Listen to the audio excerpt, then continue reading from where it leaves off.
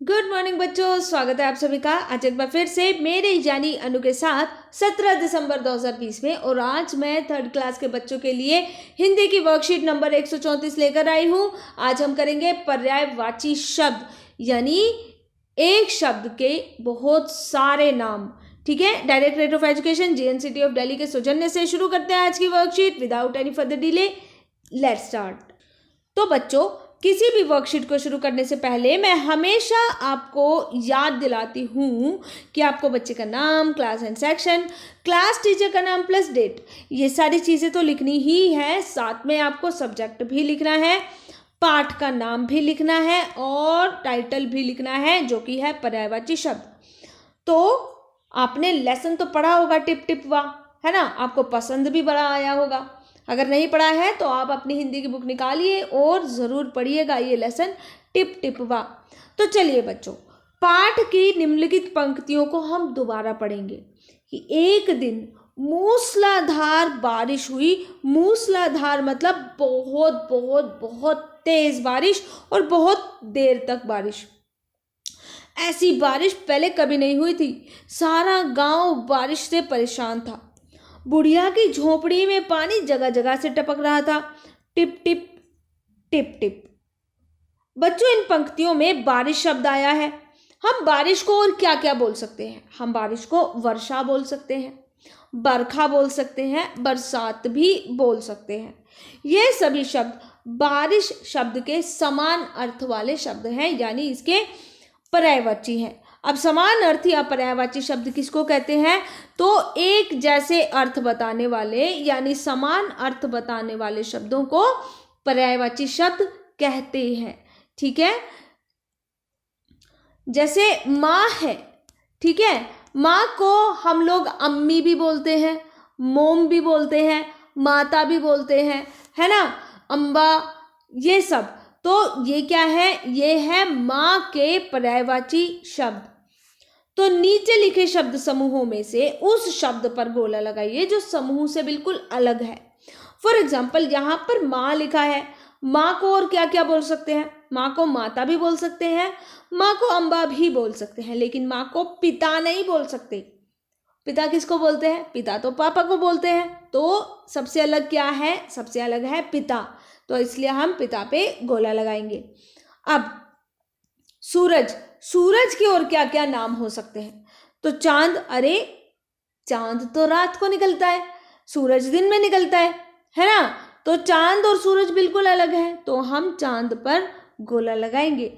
भानु और दिनकर सूरज के बाकी दो नाम हैं। शेर, शेर जंगल का राजा होता है ना? तो जंगल को वन भी बोलते हैं और वन राज मतलब वन पे राज करने वाला। तो वन राज कौन होता है? वो होता है शेर, है ना? तो ये बिल्कुल ठीक है। दूसरा सिंह, सिंह भी बोलते हैं शेर को, तो बिल्कुल ठीक है। लेकिन भालू, भालू तो बिल्कुल अलग होता है ना? आप सभी को पता है ना भालू कैसा होता है। शेर को भालू नहीं बोलते, इसलिए हम भालू पे भी गोला लगाएंगे। तो ऊपर पिता अलग है और चांद भी अलग है और भालू भी अलग है। इसी तरीके से मित्र, मित्र यानी दोस्त, तो दोस्त ठीक है। सखा भी ठीक है, लेकिन राजा, राजा किसको कहते हैं? दोस्तों को राजा बोलते हैं? दोस्तों को राजा नहीं बोलते। राजा मतलब किंग, तो किंग तो बिल्कुल अलग होता है ना? तो इस क्वेश्चन में आपको गोला किस पे लगाना है? पिता पर, चांद पर, भालू पर और राजा पर। चित्र पहचान कर दो दो पर्यायवाची आपको लिखने, ज्यादा नहीं लिखने, सिर्फ दो लिखने। ठीक है, तो सबसे पहला ये क्या है? ये है बादल, है ना? तो आप यहां पर लिख दीजिए बादल, बादल। और क्या बोलते हैं बादल को इंग्लिश दूसरे शब्दों में? बादल का दूसरा नाम क्या होता है? बादल का दूसरा नाम होता है मेघ। ठीक है, बादल को मेघ भी बोलते हैं। अब ये क्या है? फूल। तो यहां पर सबसे पहले तो हम लिख देंगे फूल, है ना? और दूसरा कुसुम भी होता है, सुमन भी होता है, पुष्प भी होता है। तो आपको जो लिखना है आप वो लिख सकते हैं।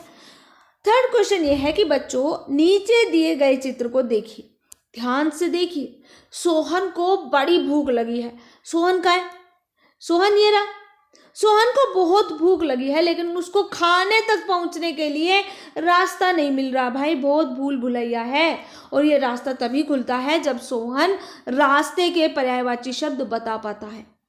सोहन को तो बड़ी भूख लगी है, तो आप सोहन की मदद कीजिए। उसकी भूख मिटाने में पर्यायवाची शब्द का आपको यहाँ पर बताना है कि इसका पर्यायवाची शब्द क्या हो सकता है। तो तैयार है आप सभी पर्यायवाची शब्द बताने के लिए? तो चलिए शुरू करते हैं हमारी आज की क्वेस्ट। सबसे पहला, सोहन यहाँ से जाएगा और यहाँ पे इसको एक अक्षर मिला, वो है पोखर। पोखर को और क्या बोलते हैं? पोखर को बोलते हैं तालाब। क्या? तालाब। Very good. पोखर के बाद जब सोहन थोड़ा और आगे आया तो क्या मिला? लठ। अरे ये तो यहाँ पे जा ही नहीं सकता। पोखर के बाद यहाँ से ऐसे जाएगा सोहन। दूसरा क्या है? दूसरा है भय। भय का दूसरा नाम डर। और क्या कहते हैं भय को? डर। डर के बाद आगे बढ़ेगा तो पशु। पशु को और क्या कहते हैं? सोहन की मदद कीजिए। और पशु, लठ और नेत्र, इन तीनों के पर्यायवाची शब्द सही से बताइएगा ताकि सोहन खाने तक पहुंच जाए। ये 2 में मैंने आपकी हेल्प कर दी, बाकी 3 में आपको हेल्प करनी है सोहन की। अच्छे से हेल्प कीजिएगा। तो बच्चों, लेसन जो टिपटिपवा था उसके आधार पर आप ये बताइए कि बाघ चुपचाप शांति से धोबी के पीछे क्यों चल पड़ा। अब यहाँ पे एक और बात है बच्चों, पूरी वर्कशीट, ऑलमोस्ट पूरी वर्कशीट मैंने खुद आपको करके दिखा दी। लास्ट का क्वेश्चन आपके ऊपर छोड़ दिया। तो इसी तरीके से क्वेश्चन नंबर 4 आप अपनी बुक में से लेसन पढ़ेंगे और फिर उसका आंसर आप अच्छे से देंगे। आज के लिए इतना ही, लेकिन जाते जाते पेरेंट्स के लिए सुझाव है कि डियर पेरेंट्स, बच्चों से बात करें कि पानी को बचाना क्यों ज़रूरी है और हम घर पर पानी को कैसे बचा सकते हैं। बरसात के पानी को जमा करके ज़रूरत के हिसाब से प्रयोग करने के फ़ायदे भी बच्चों को बताइए। बरसात का पानी जमा करने के क्या फ़ायदे हैं ये भी आप बच्चों को बताइए। फिलहाल अब मैं आपको बताती हूँ कोरोना वायरस से बचने के उपाय।